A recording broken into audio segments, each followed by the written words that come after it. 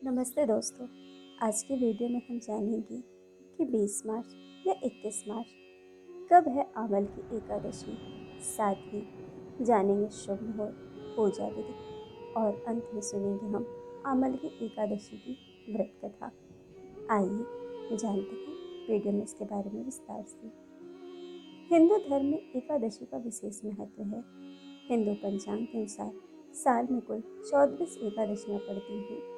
ऐसे में हर मास के कृष्ण और शुक्ल पक्ष में एक एक एकादशी पड़ती है और हर एकादशी का विशेष महत्व है। ऐसे ही फाल्गुन मास की शुक्ल पक्ष की एकादशी को आमल की एकादशी कहा जाता है। इसे आंवला एकादशी भी कहते हैं। इस दिन भगवान विष्णु की विधिवत पूजा करने के साथ व्रत का विधान है। इसके अलावा इस दिन आंवले के पेड़ की पूजा करने का विशेष महत्व माना जाता है। इस बार एकादशी तिथि 2 दिन होने के कारण असमंजस की स्थिति है कि आखिर किस दिन आमल की एकादशी का व्रत रखा जाएगा।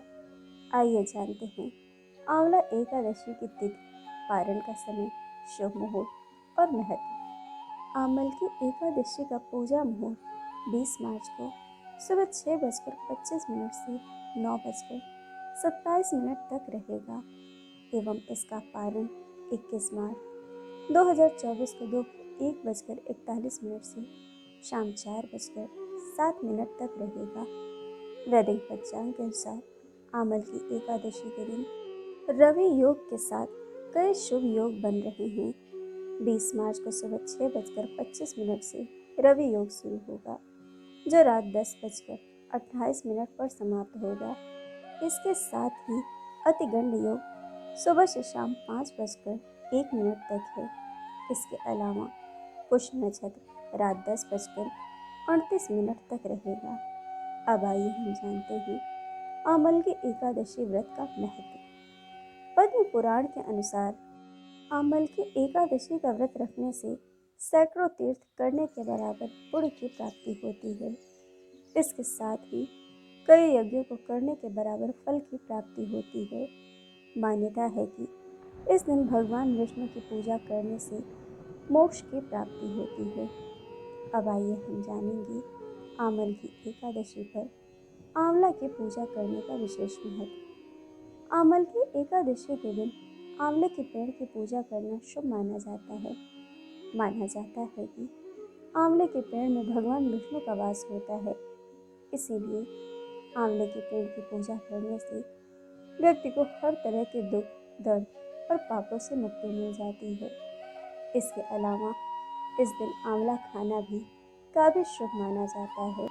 अब आइए हम सुनते हैं आमल की एकादशी की व्रत कथा। पौराणिक कथा के अनुसार वैदिश नाम का एक नगर था। उस नगर में ब्राह्मण, क्षत्रिय, वैश्य और शूद्र रहते थे। वहाँ रहने वाले सभी नगरवासी विष्णु भक्त थे और वहाँ कोई भी नास्तिक नहीं था। उसके राजा का नाम चैत्ररथ था। राजा चैत्ररथ विद्वान थे और वह बहुत धार्मिक भी थे। उनके नगर में कोई भी व्यक्ति दरिद्र नहीं था। नगर में रहने वाला हर शख्स एकादशी का व्रत रखता था। एक बार फाल्गुन महीने में आमल की एकादशी आई। सभी नगरवासी और राजा ने यह व्रत किया और मंदिर जाकर आंवले की पूजा की और वहीं पर रात्रि जागरण किया। तभी रात्रि के समय वहाँ एक बहेलिया आया जो कि घोर पापी था, लेकिन उसे भूख और प्यास लगी थी। इसीलिए मंदिर के कोने में बैठकर जागरण को देखने लगा और विष्णु भगवान व एकादशी महात्म्य की कथा सुनने लगा। इस तरह पूरी रात बीत गई। नगरवासियों के साथ बहेलिया भी पूरी रात जागा रहा। सुबह होने पर सभी नगरवासी अपने घर चले गए। बहेलिया भी घर जाकर भोजन किया, लेकिन कुछ समय के बाद बहेलिया की मृत्यु हो गई। हालांकि उसने आमल की एकादशी व्रत कथा सुनी थी और जागरण भी किया था, इसीलिए वह राजा विदुरथ के घर जन्म लिया। राजा ने उसका नाम वशोरथ रखा। बड़ा होकर वह नगर का राजा बना। एक दिन वह शिकार पर निकला, लेकिन बीच में ही मार्ग भूल गया। रास्ता भूल जाने के कारण वह एक पेड़ के नीचे सो गया। थोड़ी देर बाद वह म्लेच्छ छा गए और राजा को अकेला देखकर उसने मारने की योजना बनाने लगी। उन्होंने कहा कि इसी राजा के कारण उन्हें देश निकाला दिया गया, इसीलिए इसे हमें मार देना चाहिए। इस बात से अनजान राजा सोता रहा। मृक्षों ने राजों पर हथियार फेंकना शुरू कर दिया, लेकिन उनके शस्त्र राजा पर फूल बनकर गिरने लगे। कुछ देर बाद सभी मृक्ष जमीन पर मृत पड़े थे। वही जब राजा की नींद खुली तो उन्होंने देखा कि कुछ लोग जमीन पर मृत पड़े हैं। राजा समझ गया, वह सभी उसे मारने के लिए आए थे, लेकिन किसी ने उन्हें ही मौत की नींद सुला दी। यह देखकर राजा ने कहा कि जंगल में ऐसा कौन है जिसने उसकी जान बचाई है। तभी आकाशवाणी हुई कि हे राजन, भगवान विष्णु ने तुम्हारी जान बचाई है।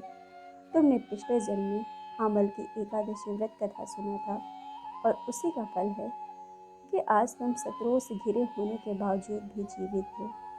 राजा अपने नगर लौटा और सुखी पूर्वक राज करने लगा और धर्म के कार्य करने लगा। तो दोस्तों, यह थी आमल की एकादशी की व्रत कथा। कथा आपको कैसी लगी यह हमें कमेंट करके ज़रूर बताइएगा, और चैनल को सब्सक्राइब, वीडियो को लाइक शेयर करना बिल्कुल मत भूलिएगा। वीडियो देखने के लिए आप सभी का बहुत बहुत धन्यवाद। जल्द मिलेंगे एक और नए वीडियो के साथ।